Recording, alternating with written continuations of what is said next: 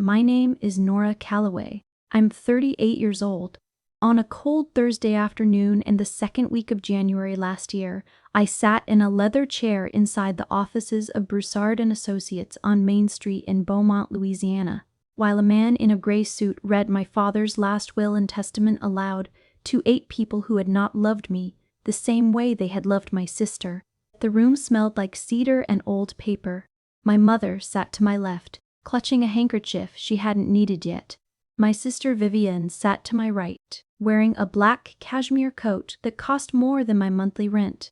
Her husband Derek beside her with his hands folded in his lap the way lawyers fold their hands when they are certain they have already won. There were 4 others in the room, my father's brother Broderick, my cousin Leanne, and 2 witnesses who said nothing the entire time they were there. The attorney, Gerald Broussard, read through the boilerplate language without pausing. There were smaller bequests first, and then he got to the properties.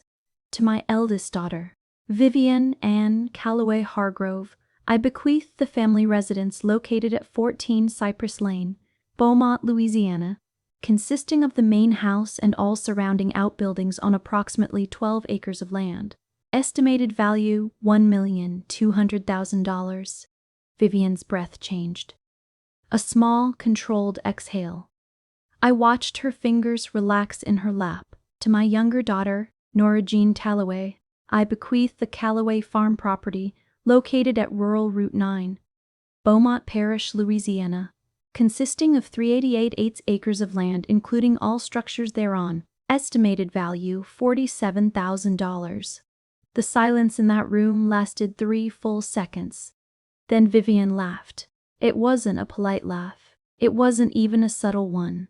It was a real one, the kind that rises from genuine amusement at someone else's misfortune.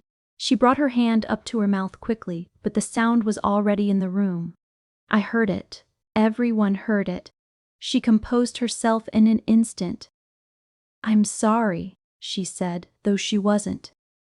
"It's just, Nora, sweetheart, what are you going to do with the farm?" I looked at her. I held her gaze for 3 full seconds. I didn't smile. I didn't cry. I didn't say a single word. What she didn't know was that 2 weeks before that meeting, a letter had arrived at my apartment in Lafayette. A letter from a company called Meridian Energy Resources with a corporate address in Houston, Texas. A letter that used words like preliminary geological assessment and mineral rights inquiry, and we would welcome the opportunity to meet at your earliest convenience. I had read it twice. Then I put it in the drawer beside my daughter's school artwork and my father's reading glasses, the pair I had taken from his nightstand the last morning I sat with him in hospice. That was the moment I understood something that Vivian did not understand yet. This is that story. Thomas Edward Calloway built the family standing in Beaumont Parish the old-fashioned way. Through decades of patience and land, he had inherited modest acreage from his own father in the late 1970s and spent the following 20 years quietly acquiring more whenever a neighboring farmer fell on hard times or a family moved north for factory work. By the time I was born in the spring of 1987, the Calloway name meant something in this corner of Louisiana. Not wealthy in the New Orleans sense. There was no dynasty, no oil family glamour, no name on a hospital wing or a museum wall, but solid, rooted. The kind of family people in a small parish trusted without needing to ask why. My father was, above all else, a man who loved land. Not in a romantic way. In a practical, physical, almost spiritual way. He would walk property the way other men read books, slowly, attentively, with the intention of understanding what was there rather than impressing anyone with the fact of his presence. He could look at a field and tell you what had grown there, what the drainage looked like in spring, where the soil went shallow. He kept records of every acre he owned going back 30 years. His filing system in the back bedroom of that rural Route 9 farmhouse was more meticulous than anything in his personal office. He was a man who believed that the land remembered everything. You just had to learn how to ask it. The Calloway house at 14 Cypress Lane was beautiful. I want to say that plainly, without bitterness, because it is the truth. 6 bedrooms, a wraparound porch, original hardwood floors laid in 1934, a kitchen that smelled permanently of my mother's biscuits and black coffee. My father had restored that house over 15 years, doing most of the work himself on weekends, with a patience that looked almost religious when you watched him at it. It sat on 12 manicured acres at the edge of Beaumont's residential grid, visible from the highway in both directions, a little imposing in the way that old Southern homes are when they've been properly cared for. People drove past it slowly. That house was the most visible proof in the parish that the Callaways had done something right. My mother, Patricia, Patty to everyone who knew her, was a Beaumont institution in her own right. She taught Sunday school at First Baptist for 22 years. She organized the parish Christmas charity drive every November. She baked for every funeral, every new baby, every homecoming dinner on the church calendar. She was, by every measurable community standard, a generous woman. But there was a hierarchy in her heart that she had never bothered to conceal, and it had been in place long before I arrived. Vivienne was born in June of 1982. I followed 5 years later, in March. By the time I was old enough to read the dynamics of our household, the order of things was already fixed and finished and not open to revision. Vivienne was the pretty one, the social one, the one who had inherited my mother's gift for being effortlessly liked by everyone who met her. She was homecoming queen in the fall of '99. She graduated in the top 10% of her class, married Derek Hargrove in a ceremony on the Cypress Lane lawn that 180 people attended, and became a corporate attorney at a respected firm in Baton Rouge. She called my parents every Sunday morning at 10 o'clock. She brought wine when she visited. She remembered anniversaries, called the plumber when my parents couldn't figure out a leak, organized the family reunion every year with color-coded spreadsheets. She was, in every way she had been trained to be, the daughter the family could show the world. In my mother's eyes, Vivienne was the proof that everything had been done right. I was quieter. I was the one who sat on the back porch with my father when he was repairing something and asked how it worked. I was the one who spent weekends helping him catalog the property records in that back bedroom filing cabinet when I was 14 and 15, labeling tabs with a black marker while he explained what each document meant. I was the one who drove an hour to Beaumont the moment he was first hospitalized in the fall of 2019 and stayed 3 nights sleeping in the hospital recliner while Vivienne sent a flower arrangement with a card that read, "Thinking of you." I was the one who read to him in hospice during the final 4 months of his life. I was the one who held his hand at 4:47 in the morning on the 2nd of December when he took his last breath. But quiet daughters don't always receive the credit. I had known that my entire life. I had simply learned to keep building anyway. Let me give you 2 specific examples so you understand the pattern I grew up inside of. The first happened at Christmas of 2010.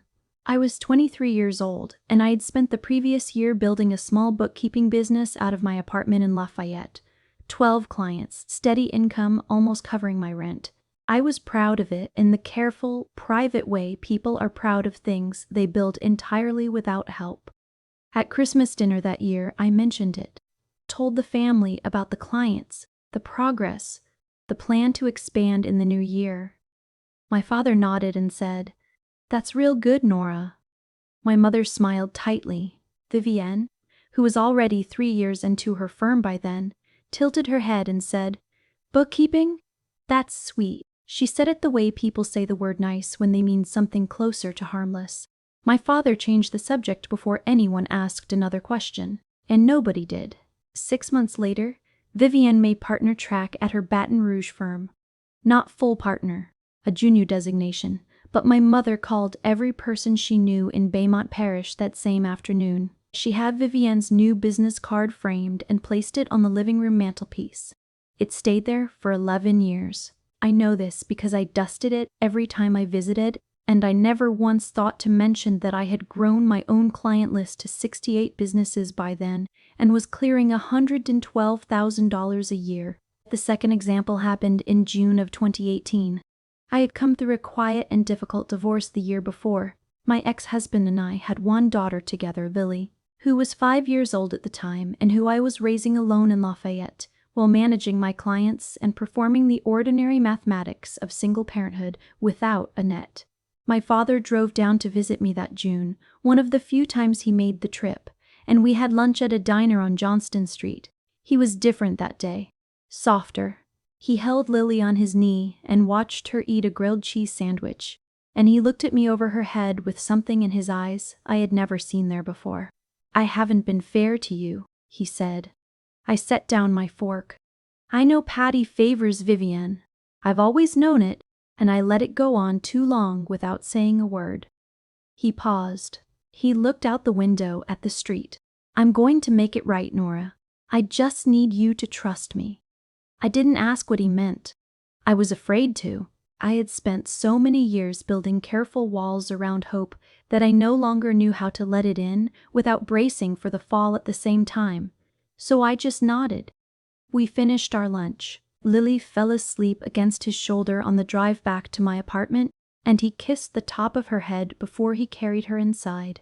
3 months after that lunch, in September of 2018, my father was diagnosed with stage 3 colon cancer. The illness changed everything about how we organized our time as a family, but it did not change the hierarchy. During his treatment, my mother leaned on Vivienne for medical decisions, insurance navigation, the conversations with the oncologist. Vivienne, calling from Baton Rouge, became the managing voice of everything official. I drove up every other weekend and cleaned the house, cooked meals in batches they could freeze, sat with my father in the evenings when the day's visitors had gone and the house went quiet. My mother thanked me the way people thank someone they've employed, competently, without warmth, and without ever using the word irreplaceable. At Thanksgiving of 2022, 3 weeks before my father's condition moved into what the hospice nurse called the final phase, my mother cooked a full meal and set the good china for 12. Vivienne was there with Derek. Broderick had driven in from Shreveport. My cousin Leanne was at the far end of the table. It was the last holiday we would all share with my father at the head of the table. He was thinner by then, smaller inside his own frame in the particular way serious illness does to people. But his eyes were still sharp, still fully his. After the meal, my mother raised her wine glass and looked down the table at Vivienne. "I want to say something. Vivienne has been a rock for this family through everything we faced this year. I truly don't know what we would have done without her." She meant every word. It cost her nothing to say it, because it came from a place with no room for doubt. My father looked at me from across the table. He didn't say anything, but I watched his jaw tighten, and then I watched him look at his hands. I excused myself to get more bread from the kitchen. I stood at the counter for 30 seconds. I breathed twice. Then I went back to the table. I didn't cry. I didn't say a word. I just sat there and passed the sweet potatoes and listened to the conversation move on without me, as it always had. My father died at 4:47 in the morning on the 2nd of December. I was the only person in the room. I had been sleeping in the recliner beside his bed, waking every hour to check the rhythm of his breathing, which had been changing for 3 days in the way the nurses had told me to expect. When it stopped, I sat with him for 20 minutes before I pressed the call button. I held his hand until it went cold. At 6:15 that morning, I called my mother. She cried immediately, the sharp cry of someone who already knew but needed it confirmed. Then, "Call Vivienne. She'll want to know right away." I called Vivienne at 6:22. She answered on the second ring, which told me she had been awake and waiting. She cried briefly. By the end of the call, she was asking about the arrangements. The next 3 weeks belong to a category of time I don't have a precise word for. Managed grief, maybe. My mother relied on Vivienne for decisions. I handled the practical things, closing accounts, sorting correspondence, notifying old neighbors and his fishing friends, returning library books that had been sitting on the nightstand for months. I found his reading glasses there. I put them in my coat pocket. I found, in that same drawer, a letter that had not been mailed. It was addressed to me, in his handwriting. I read it once, sitting in my car in the hospice parking lot with the engine off and the windows fogging. The letter said, "Nora, I know what I promised you. The farm is yours in the will. I know it doesn't look like much on paper, but you're the one in this family who understands that land holds more than what you can see on the surface. I believe in you more than I ever showed you. I'm sorry it took me this long. Dad." I folded it back the way I had found it. I put it in my coat pocket with the glasses. I sat in the parking lot for 9 minutes. Then I drove home. The will reading was scheduled for the 14th of January at 10 o'clock in the morning at Broussard and Associates. I arrived at 9:50. Vivian and Derek were already seated. My mother was beside them. Gerald Broussard read through the will from the beginning, the smaller bequests first, then the properties. When Broussard finished reading my portion, the $47,000 valuation settling into the air between us like a small damp thing, Vivian laughed. After she composed herself and said, "I'm sorry," she turned to me in her chair and said, "Nora, what are you going to do with a farm? You live in Lafayette. You have a 10-year-old. You can barely manage your clients as it is. Are you actually going to become a farmer?" She said it lightly, as though she were asking what I had ordered for lunch. She glanced at Derek. He smiled at the surface of the desk. My mother put her hand on Vivian's arm. Not to stop her, just to steady herself. Broderick cleared his throat. Gerald Broussard studied his papers. I looked at Vivian. "I'll figure it out," I said. That was all I said. On the drive back to Lafayette that evening, with Lily asleep in the back seat and the Atchafalaya Basin spreading like a dark mirror on either side of the highway, I kept turning my father's words over in my mind. The land holds more than what you can see on the surface. I kept thinking about the Meridian letter. Would welcome the opportunity to meet at your earliest convenience. I pulled over at a gas station just past the Basin Bridge. I sat in the parking lot for 4 minutes. I looked at a dark field beyond the fence line. Just a stretch of South Louisiana scrubland in the January cold. Then I took out my phone and composed an email. "Good evening. I am the new owner of the property in question. I would welcome a meeting at your earliest convenience." I did not tell Vivienne. I did not tell my mother. I did not post a single word anywhere. What came next? I built entirely in silence. January was cold for South Louisiana. The kind of damp, low chill that settles into old wood and doesn't leave until March. The farmhouse on Row Route 9 was a 1-story structure built in 1961, white clapboard siding, gone gray in places, a front porch with 3 steps that creaked in sequence when you climbed them. My father had used the property for storage in recent years, driving out occasionally to check on the outbuildings and the condition of the acreage. When I unlocked the front door with the key from Broussard's envelope, I found old furniture covered in drop cloths, towers of cardboard boxes labeled in my father's handwriting, and the particular stillness that working land carries when no one has been working it. I stood in the front room for a long time. Lily was at school.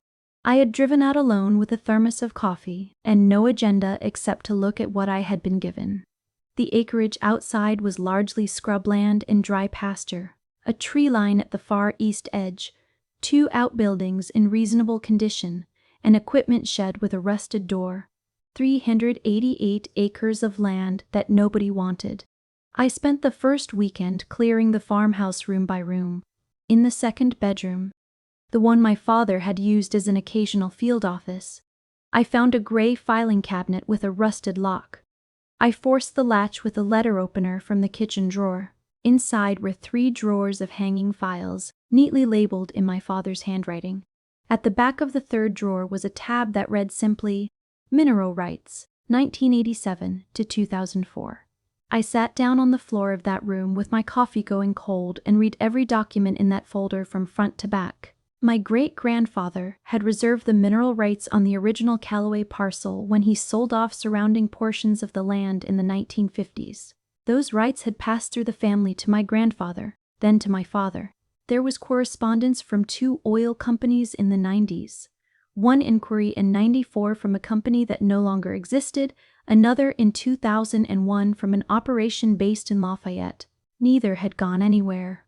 In 2003, my father had consulted an attorney about the value of those rights and been told in a one-paragraph letter I found clipped to the back of the folder that geological surveys at that time showed insufficient yield to warrant a lease offer. The rights had been set aside, largely forgotten, left in a rusted filing cabinet in the back bedroom of a farmhouse nobody visited. But advances in horizontal drilling technology over the following 2 decades had fundamentally changed what was extractable from deep rock formations like the one beneath Beaumont Parish. What was uneconomical in 2003 was something entirely different in 2024. I photographed every document in that cabinet with my phone. Then I drove back to Lafayette, put Lily to bed, and sat at my kitchen table with my laptop until 2 in the morning reading everything I could find about mineral rights law in Louisiana, about tight oil formation geology, about the difference between surface rights and subsurface rights, about what it meant to own both. On the 29th of January, I flew to Houston. Meridian Energy Resources occupied the 14th floor of a glass tower on Westheimer Road. I wore my best black blazer and a pair of my mother's pearl earrings I had taken from the estate box during the Cypress Lane walkthrough. Small, real, unremarkable. A man named Barrett Sims, Meridian's director of land acquisitions, met me in the lobby and walked me to a conference room with floor-to-ceiling windows looking south over the city. Barrett Sims was polished and pleasant and very, very careful. He explained that Meridian had conducted a preliminary geological survey of Beaumont Parish using publicly available seismic data and had identified what they believed to be a significant tight oil formation running beneath a corridor of land that included, among other parcels, the Callaway farm. They were interested in acquiring a mineral rights lease. "What are we discussing in terms of an offer?" I asked. He described the structure: a signing bonus plus a royalty percentage on extraction. For the Callaway acreage, he had a preliminary figure in mind. He named it. I heard it. I kept my face exactly where it was. "Thank you for your time, Mr. Sims," I said. "I'll have my attorney be in touch." Barrett Sims blinked. He had not been expecting me to have an attorney. On the flight home, I sat with my hands folded and watched the Louisiana coastline appear below the clouds, all that green and brown and silver water, all that land holding everything it held, and I thought about my father walking the edge of that east tree line when I was a girl, pointing out where the soil changed color, explaining what the change meant. He had been showing me something even then. I had just needed 30 years and a rusted filing cabinet to understand it. In February, I hired Eleanor Tran, a mineral rights attorney based in New Orleans with 17 years of experience negotiating oil and gas leases across Louisiana. Eleanor was 53 years old, small, unhurried, and absolutely merciless in a negotiation room. Our first meeting was at her office on Carondelet Street on the 5th of February at 2 o'clock in the afternoon. I brought the entire contents of the mineral rights folder from my father's filing cabinet, organized by date, photographed and printed, in a manila folder I had been carrying in my work bag for 2 weeks. Eleanor spread the documents across her conference table and spent 40 minutes reading. She did not speak once during those 40 minutes. Then she looked up and said, "Your father should have had this assessed years ago. The chain of title is intact. You own these rights completely clean." A pause. "And if Meridian is already sending people to your lobby, this is worth considerably more than they've indicated." She suggested commissioning an independent geological survey before any further negotiation. A proper one, conducted by a firm with no relationship to Meridian. "How long will that take?" I asked. 6 weeks, she said. "Do it," I said. I want to be honest about those 6 weeks, because they were not easy. They were the weeks when I most wanted to say something to someone, not to gloat, not to warn, just to have another person know what I was carrying. There were evenings when Vivian called and I held the phone and listened to her talk about the Cypress Lane renovation she was planning, the new kitchen she was putting in, the landscaping quote she had received, and I said the right things in response and hung up and sat at my kitchen table with my hands around a cup of coffee and felt something I could only describe as vast patience. The kind that comes not from being calm by nature, but from having a plan and trusting it. While the survey was being completed, I drove to Beaumont every other weekend with Lily and worked on the farmhouse. We painted the bedroom walls, fixed the porch steps, swept the outbuildings. Lily slept on an air mattress and called it her adventure house. She found a box of my father's old Reader's Digest editions under the bed and read them all, front to back, as though they were novels. She's the most adaptable person I have ever known. Vivian called me in the third week of February. I answered. Mom mentioned you're driving out to that property on weekends, she said. Nora, you're not actually thinking of moving there, are you? I'm just getting it organized, I said. Organized for what? Listen, you can sell it, even without anything on it. Someone will buy raw land in the parish, a developer maybe. You might get $60,000 if you're lucky. That's not nothing. A pause. Derek knows someone who handles property transactions like this. He could connect you, save you the trouble. That's very kind of you, I said. I'm all right for now. Nora. Her voice settled into the register she used when she thought she was being generous with her time. Dad left you that farm because he didn't know what else to give you. He gave me the house because he knew I could manage something of actual value. I'm not saying that to be cruel. That's just the practical truth of it. I don't want you wasting your energy on something that's never going to pay off. I looked at the wall above my desk. I had pinned the mineral rights documents there in a grid. The chain of title, the original deed, the 1987 survey notation, the 2003 attorney letter, the Meridian correspondence. All of it visible every time I sat down to work. I looked at it while I listened to my sister explain to me what my father's gift was worth. I appreciate the concern, I said. We said goodbye. I hung up. That was the last conversation I had with Vivian before everything changed. Eleanor Tran received the independent geological survey on the 19th of March. She called me at 7:30 in the evening. Her voice was level, but I had already learned to read the spaces between her words. The formation under your property is larger than Meridian's preliminary estimate, she said. Significantly larger. We're looking at recoverable reserves that change the negotiation picture considerably. A brief pause. I want to bring in a second set of eyes. A petroleum engineer in Lafayette who does independent valuations for private landowners. He needs 2 weeks. Do it, I said. The petroleum engineer's name was Marcus Webb. He was 61 years old, methodical and allergic to imprecision. He walked the acreage on rural Route 9 on a Tuesday afternoon at the end of March, spent an hour reviewing the geological survey data, and submitted his written report on the 4th of April. His estimated present value of recoverable oil beneath the Callaway farm, using standard industry extraction models and current crude prices, came out to a figure that made Eleanor's careful voice go genuinely quiet when she read it to me over the phone. We're going back to Meridian, she said, with a very different document.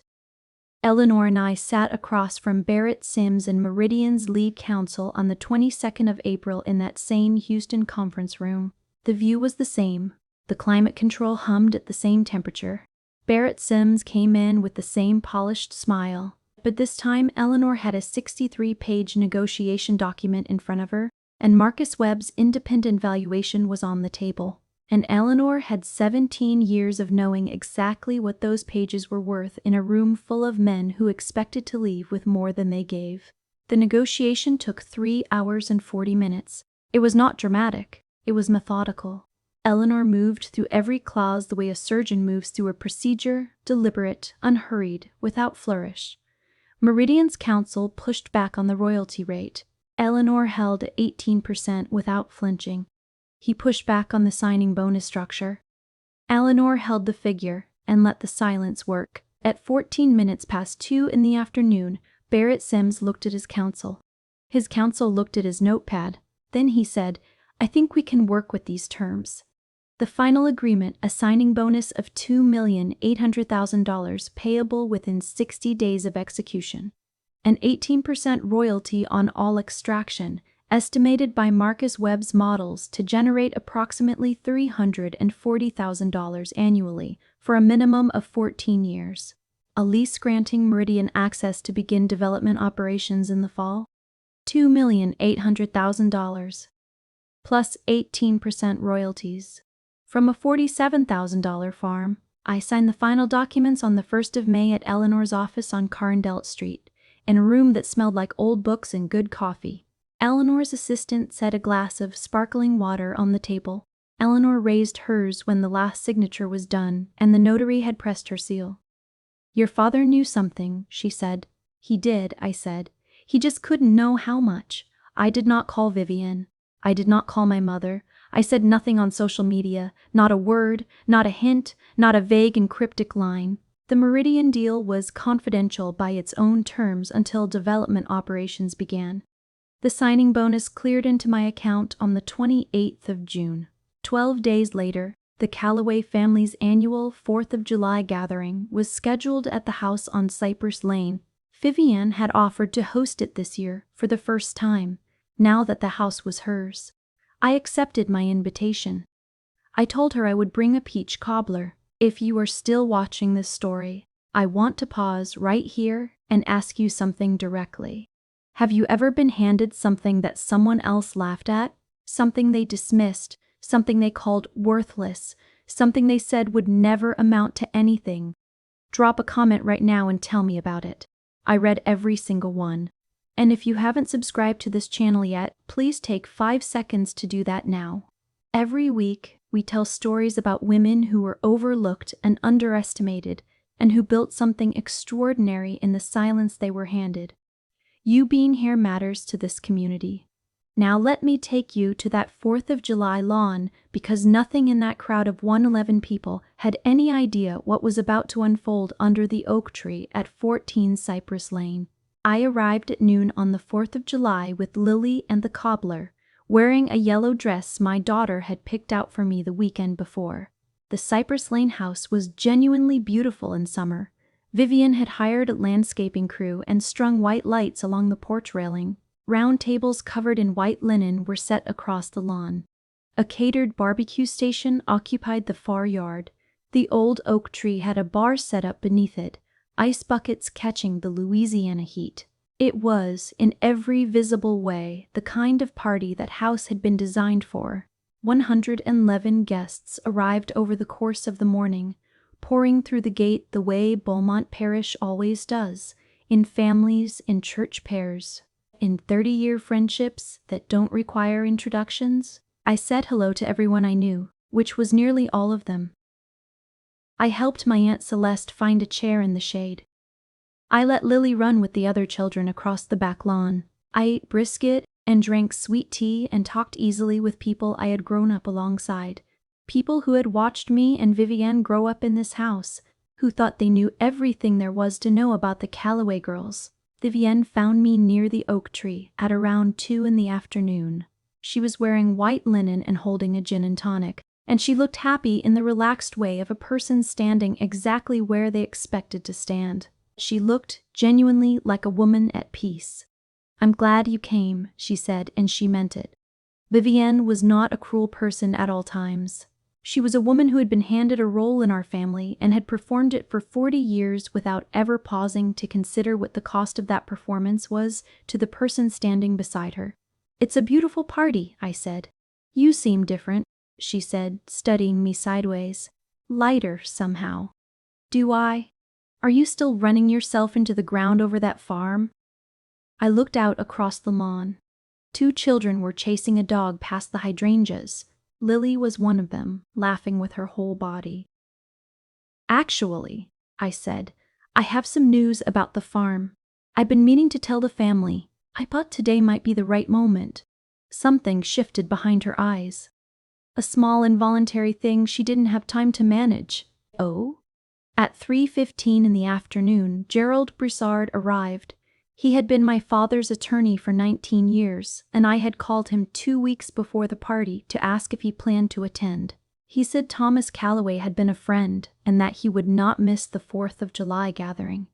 He found me on the lawn and shook my hand warmly. His eyes, above the handshake, told me he understood everything. At 3:30, my Uncle Broderick called for the family's attention. This was tradition. Every 4th of July, someone made a toast to the family at the gathering. Broderick stood near the oak tree with a glass of sweet tea and spoke for 3 minutes about my father, his patience, his love for this land, his belief that things grew in their own time if you were willing to tend them and willing to wait. Several people cried. My mother pressed her handkerchief to her eyes. Derek had his hand on Vivien's shoulder. Then Broderick turned to me. Nora has something she'd like to share with the family today, he said. 101 people looked at me. Vivienne, standing 7 feet to my left, set down her gin and tonic. I walked to the center of the lawn. I had written down what I wanted to say, and then decided I didn't need the paper. These were my father's people. This was his land, or it had been. I knew nearly all of them. I spoke the way he always spoke, steady, plain, without performance. Most of you know that Dad left me the farm on rural Route 9, I said. And I imagine most of you have heard, in some version or another, what the reading of that will was like. I did not look at Vivienne. I didn't need to. Half the room did it for me. I wasn't upset. I want you to understand that. I drove out to that property in January because my father told me in a letter that land holds more than what you can see on the surface. I didn't know what that meant yet, so I drove out to find out. I paused.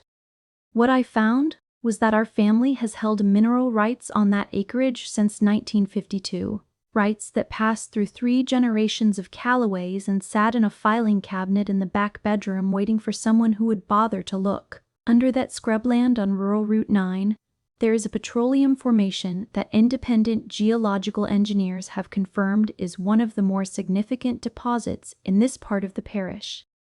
The lawn was very quiet. 2 months ago, I signed a mineral rights lease agreement with Meridian Energy Resources out of Houston.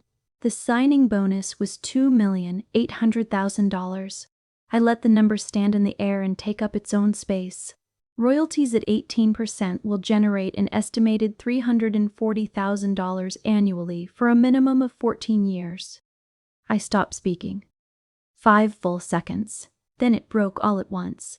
Voices rising over each other. Someone saying, "Lord have mercy," a woman near the bar grabbing her husband's arm, Broderick turning to the man beside him with his hand pressed over his mouth, Leanne making a sound that was not quite any word at all. Several people started talking at the same moment, and the sound rose and then settled and then rose again. I looked at my mother. Her face had gone completely still. She was holding her handkerchief in both hands and staring at me, and something was moving behind her eyes, the slow, inexorable arrival of recognition, the kind that comes after a very long time spent looking somewhere else. I looked at Vivienne. She had not moved. She was standing exactly where I had left her, 7 feet away. The color had left her face in the way that has nothing to do with complexion and everything to do with blood pressure. Derek's hand was on her elbow. His jaw was tight. She was looking at me, and I was looking at her. And between us was something that had no name, because it was too specific to this family and this land and this moment. I held her gaze. I did not smile. I want you to understand that clearly. I was not triumphant. What I felt in that moment was not victory. It was the strange, quiet exhaustion of someone who has been carrying something very heavy for a very long time and has finally been allowed to set it down. Gerald Broussard appeared at my side. He shook my hand in front of everyone firmly with both of his. "Your father would be very proud," he said. "I know he would," I said. Behind me, Lily had found her way back from the far end of the lawn and was standing next to my leg. She had been too far away to catch most of what I said, but she had read the room the way children read rooms when they belong to perceptive mothers. "Did something good happen, Mom?" she asked. I put my hand on her shoulder. "Something your grandfather planned," I said, "a long time ago." The days that followed had a quality I hadn't quite anticipated. They were very quiet. Not the quiet of being ignored, which was the kind I had known most of my life. A different kind. The quiet of something already decided. The quiet that lives on the other side of a thing. Vivienne called me on the 7th of July, 3 days after the gathering. I was at the farmhouse, watching Meridian's preliminary site team move through the east field with their clipboards and equipment. My phone rang at 11 in the morning and I stepped out to the porch. Nora. Her voice was lower than I had ever heard it. Slower. Like someone choosing each word before they allowed it out. I've been sitting with what to say to you for 3 days and I still don't have the right words. You don't need the right words, I said. I laughed, she said. At the will reading. I laughed at your inheritance, and I said those things about Dad not knowing what else to give you, and I said it like you weren't even fully present in the room. She stopped. I heard her breathing. I've been sitting with that, not just January. I've been sitting with all of it. For years. I looked out at the acreage. 2 pickup trucks with Meridian's logo were parked at the edge of the east field. The man in the hard hat was walking the fence line I had walked with my father when I was 12 years old, watching him point at the ground and explain what he saw there. I know, I said. I don't expect you to let me off the hook. Her voice cracked, very slightly at the edges. I'm not calling to ask you for forgiveness.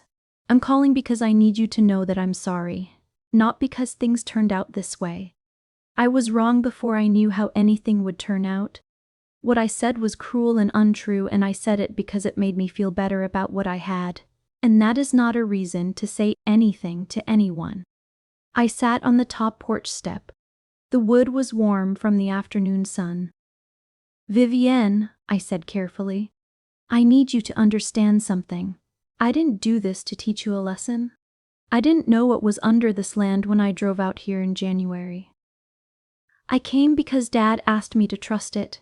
And I was willing to do that. What I built here came from listening to him. I paused. The lesson, if there is one, doesn't belong to either of us. It belongs to anyone who is willing to look past what something appears to be worth.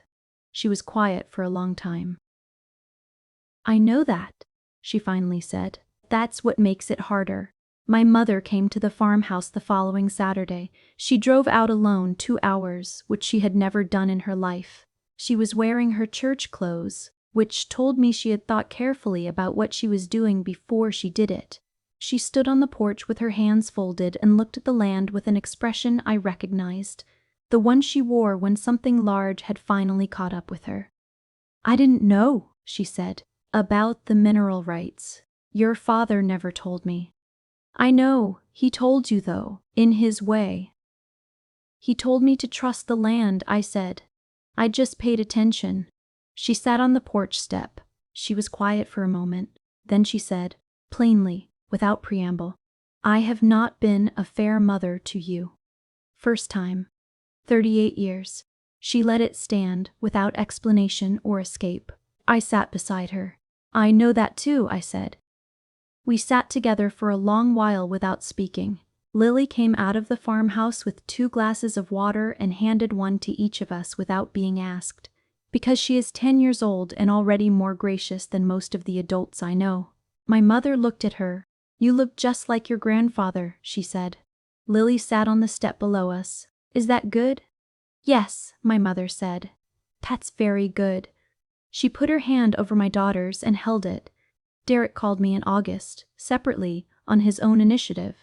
He apologized for the condescension he had allowed himself over the years, in passing conversations and at dinner tables, in the small accumulated weight of assumptions about my capabilities and my worth. He said it without excuse and without asking for anything in return. I had not expected it from him. I respected him for it more than I had anticipated. Vivienne and I have started having dinner when I am in Baton Rouge, which is more often now since Eleanor's office is there. They are not easy dinners yet. There is too much between us for easy. But there is honesty in them that our relationship never had before, and that honesty feels more valuable to me now than the comfortable performances we used to give each other.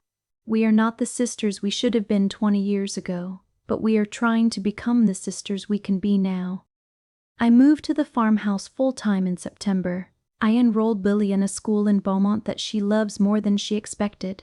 The farmhouse has 2 properly furnished bedrooms now, a kitchen that smells like the coffee I make at 5:30 every morning, and a front porch where I sit for 20 minutes at the end of every day and look at the land my great-grandfather walked, and my grandfather walked, and my father walked, and that my daughter will walk after me. Meridian began initial development operations in October. I did not change my life in dramatic ways. I paid off every debt I carried, which felt the way exhaling feels after holding your breath for the better part of a decade. I funded Lily's education account in full. I made 2 quiet donations to organizations my father had believed in. I kept the rest in a place where it can grow without making noise. Here is what I have come to understand from all of this, and I offer it carefully because I am not standing here as a person who has arrived at answers. I am a woman who spent 38 years being the daughter who didn't count, and then spent 6 months being the daughter who listened.